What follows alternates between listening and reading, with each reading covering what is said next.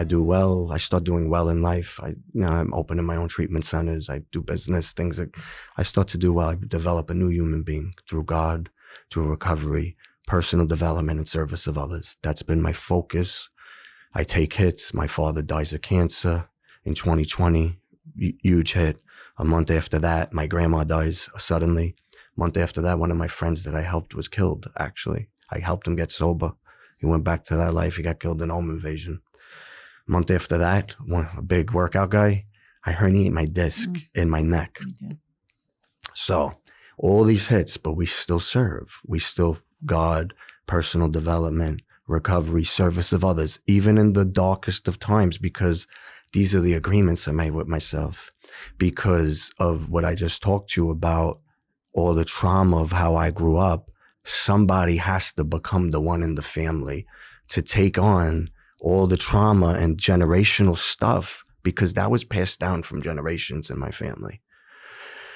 So I feel like I'm the one in my family to take all that on, and it had nothing to do with me, but I didn't know that, Jamie, until recently. I didn't know that everything that I've been doing over the past 14 years had nothing to do with me.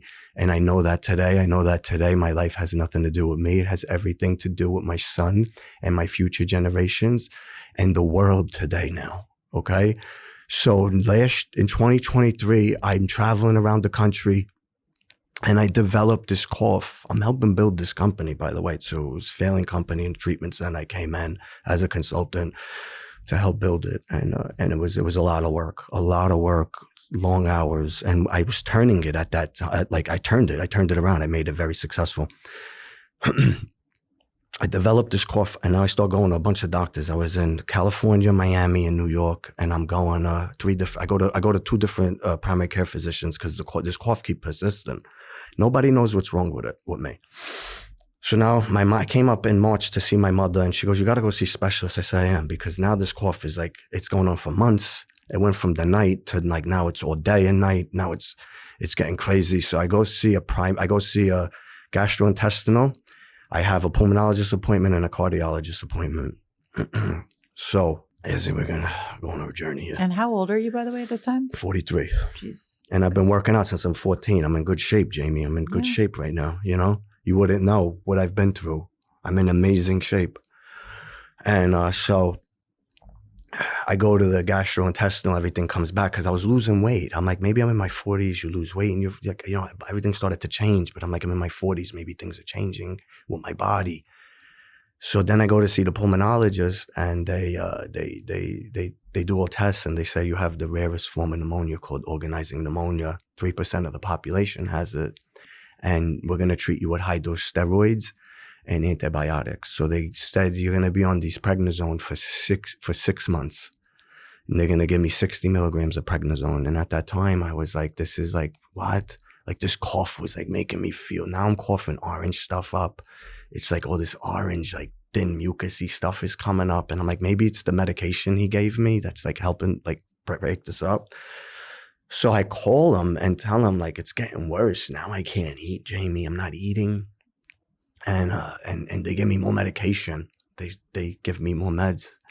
My son is watching me and I'm telling everybody, I'm like, I feel like I'm dying. I literally telling everybody, even my wife, but no one believes me because I'm in good shape. And I'm like, I feel like I'm dying. I can't eat. My son's with me on a weekend, and he's like, I just want to go to school because he's watching me die.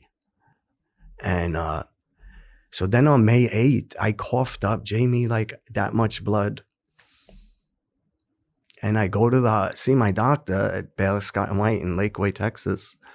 And he's like, we have to admit you. He's like, what's wrong with you? I said, I told you. I feel like I'm dying. No one's believing me. I'm asking for help. I'm going to see specialists. I need help. So they admit me. My wife's there, and they say that you have sepsis. So they pump me with all fluid. I'm going to show you something, okay? Sepsis? How would you have sepsis? They misdiagnosed me. Yeah. So I'm going to show you something, right? Yeah. Then a nurse comes in and misses my vein. Oh my God.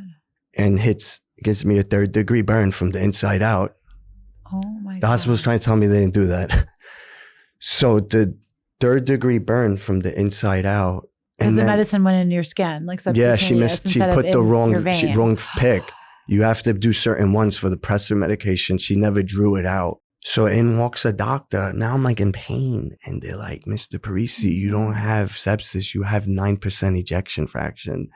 And your kidneys and your liver are failing. And we're going to have to take you to all places, Jamie, not Austin, San Antonio, Houston, or Dallas. A town of 20,000 people called Temple, Texas. Driving up there, it was like the steps. God is everything or he is nothing. It's not words. I give my will and my life over to him. It's not words. The abandonment of my son. So I drive up and my wife's there waiting with a picture of my son. You met him, begging me to live. And I got 10 minutes to sit with her because they said he might not live. They said, you might not live. And I got 10 minutes to sit with her and discuss a future without me. And I died and they've saved me. I leave my body and I'm looking at me on a ventilator next to my wife. Well, you actually coded. You died. Yeah. And my friend was with me that I helped. And there was a voice that said, we want to take you. Everything was dark. I was in a dark room. And I had a vision of my son growing up without me, Jamie. And I said, I have to come back for him. I come back and I'm like, maybe that didn't happen because what's going on here? This doesn't make sense. Any of this? I'm in this bed for like 9 days and there's doctors walking in with hazmat suits. Why? Because the orange stuff that I'm coughing in my lungs, they think is tuberculosis. Oh my God. But it's blood from my heart that's going in my lungs.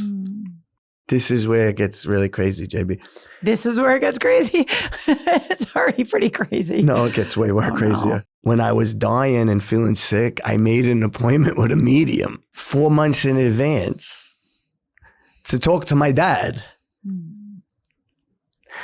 I'm in the bed. I'm supposed to be in Miami at Entrepreneur.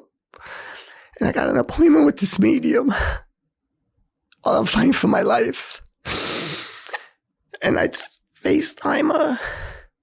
And she knows everything about my dad. The reason why that hospital's so good, there was a doctor named Dr. Reddy from here. From New York? He brought his whole team from here. One of my doctors dad was in the mafia and 20,000 people. The other doctor went to the same college as Kathy and baked her favorite rainbow cookies. The medium goes, oh, your doctor's from New York. I said, yeah. She goes, your dad sent them there for you. She keeps telling me about a birthday and a pendant and a chain. My mom comes in the next day and I told her everything that happened. 2 things she got wrong, Ma. She said there's a pendant and a chain and a birthday. She said, today's your grandmother's birthday. I never knew her. 14. My dad died when he was 14. And the pendant and chain, I never knew about this pendant and chain. When my dad died, my Aunt Dolores gave a pendant to my grandma with a chain to my mom. She gave it to my dad's sister, my Aunt Camille. I'm in the bed, Jamie. I FaceTime my Aunt Camille and she's wearing the pendant and the chain. You're meant to be here. You're meant to be here. For my son and the world. And the world. You told me the other day when we were first chatting about doing this interview that this is not just an interview, that you're here as a vessel and that you're here for a bigger purpose. And now I get it.